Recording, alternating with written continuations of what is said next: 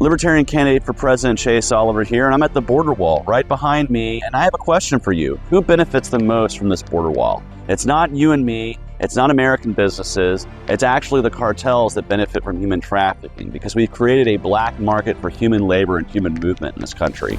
And these walls being built up benefits those cartels who benefit both from human trafficking and because of our drug war through the drug trade. The truth is we need to have a more compassionate immigration policy, one that treats human beings like human beings, one that respects the inherent human rights of all people to freely move across borders for the purposes of economic prosperity. Because labor is capital, and capital should be able to freely move. Who benefits from this other than the cartels? Of course, the prison industrial complex. Those who lobby to be building these walls, building the prisons that house ICE detainees.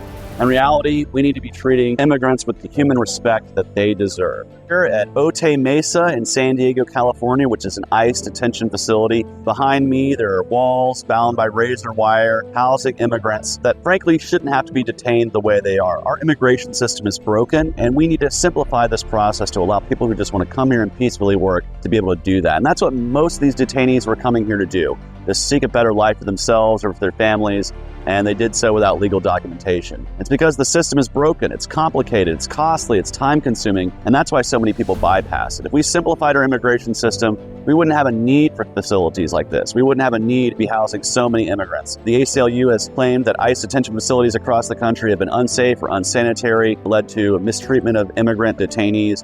If you like this message, you believe in being pro-immigration, you're not going to get that from Donald Trump. You're not going to get that from Kamala Harris. You will get that from Chase Oliver and Mike Tremont. I'm in the registry room at Ellis Island in New York. This is where millions and millions of immigrants came to this country seeking a better life and new opportunity. And that's exactly what we need to be doing for immigrants here today. We need to be welcoming immigrants. Over 12 million came through these doors and in these halls to start their life and their journey and their American dream. And we need to support Ellis Island style of immigration. If you want to come here and work, put down your roots and start your American dream, that's all that we should be asking of you. We should be allowing more and more peaceful people to come here and start their journey towards their American dream, just like our ancestors did. In fact, 40% of Americans can trace their ancestry right here to this room in Ellis Island.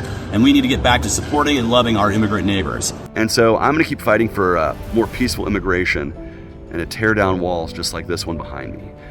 First off, if you travel just a few miles out of town, there is no wall, there's no fence. So what good does it do to develop this scary razor wire covered structure other than to try to put fear and intimidation into voters, into the people, and let the government have more and more control over our lives and the lives of free people who just want to come here and put down their roots and start their American dream. Vote Libertarian this November. Go to votechaseoliver.com to learn more about the campaign.